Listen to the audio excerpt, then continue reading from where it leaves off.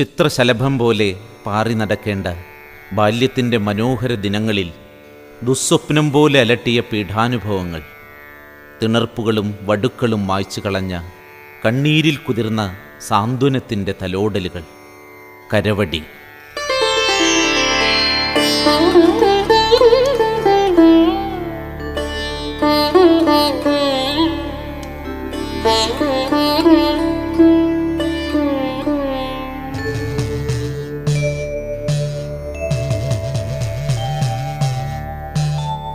കരവടിയെന്നു കേൾക്കുമ്പോൾ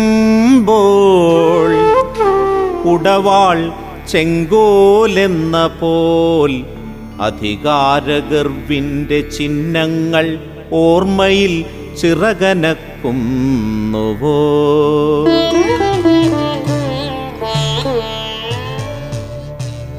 അരുത്, ഇത് തട്ടാൻ്റെ പണിശാലയിൽ ചെത്തുളിത്തുമ്പിൽ കണ്ണാടി തീർക്കുവാൻ ഉരക്കടലാസു പൊതിഞ്ഞ നീളൻ മരവടി മാത്രം.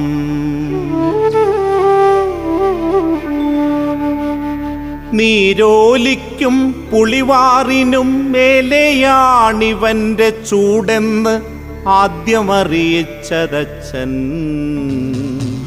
കാലാന്തരത്തിൽ ഏറെ പ്രയോഗിച്ച് സാധൂകരിച്ചതേട്ടന്മാർ. ഒന്നിടവിട്ട് അന്തിയിൽ അരിസഞ്ചിയും അമ്മ എഴുതിയ കുറിയ കടലാസുമായി പണിശാലയിലെത്തുമ്പോൾ അവിടെ പ്രയോഗങ്ങളിലെ പ്രാമാണികതയെ ചൊല്ലി തീരാത്ത തർക്കങ്ങൾ.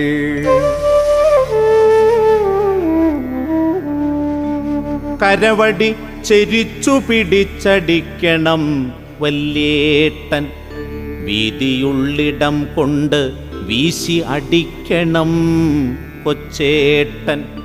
എണ്ണമെത്രയുമാകാം അരയ്ക്കു കീഴേ മാത്രമെന്നതി ഭിന്നമെന്ന പോൽ അച്ഛൻ്റെ തീർപ്പും പ്രയോഗവും സിദ്ധാന്തവും ഒറ്റവരയിലെത്താതെ പോയ കാലയളവിൻ്റെ സാക്ഷ്യമായി എൻ്റെ മുഷിഞ്ഞ തുടയിലും കയ്യിലും പലതരം ചുവന്ന വരകൾ. പ്രയോഗവും സിദ്ധാന്തവും ഒറ്റവരയിലെത്താതെ പോയ കാലയളവിൻ്റെ സാക്ഷ്യമായി എൻ്റെ മുഷിഞ്ഞ തുടയിലും കയ്യിലും പലതരം ചുവന്ന വരകൾ.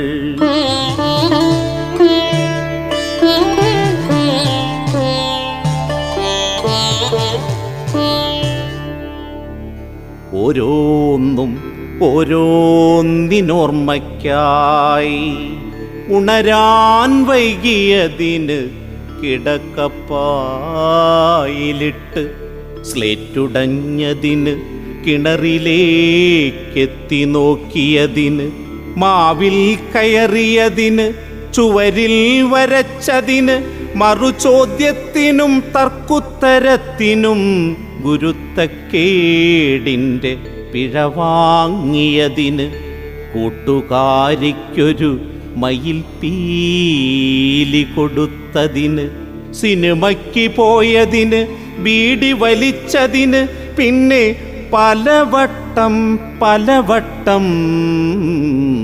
കണക്കു തെറ്റിച്ചതിന്.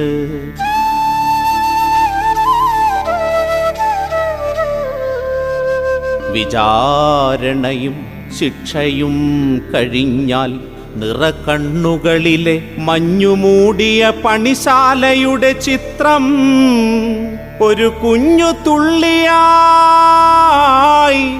അടർന്നു ചിതറും. സന്ധ്യാവിളക്കിൻ വെളിച്ചത്തിൽ സഞ്ചി വാങ്ങി തിരക്കിട്ട് അടുക്കളയിലേക്കമ്മ പോകും. പതിവുപോലെ പടിവാതിൽക്കൽ എണ്ണയില്ലാതെ കത്തുമൊരൊറ്റ തിരിയായി തോരാ കണ്ണുമായി മാറോടു ചേർത്ത് തലോടി തലോടി പോട്ടടാ എന്നു വല്യേച്ചി. പതിവു പോലെ പടിവാതിൽക്കൽ എണ്ണയില്ലാതെ കത്തുമൊരൊറ്റ തിരിയായി തോരാ കണ്ണുമായി മാറോടു ചേർത്ത് തലോടി തലോടി പോട്ടടാ എന്നു വല്യേച്ചി. ഈ കണ്ണീരിനിളം ചൂടിലാണ് എന്നിലെ മുനകൂർത്ത അമ്പുകളോരോ ചെമ്പനീർ പൂക്കളായി താനേ വിരിഞ്ഞത്. ഈ കണ്ണീരിനിളം ചൂടിലാണ് എന്നിലെ മുനകൂർത്ത അമ്പുകളോരോ ചെമ്പനീർ പൂക്കളായി താനേ വിരിഞ്ഞത്.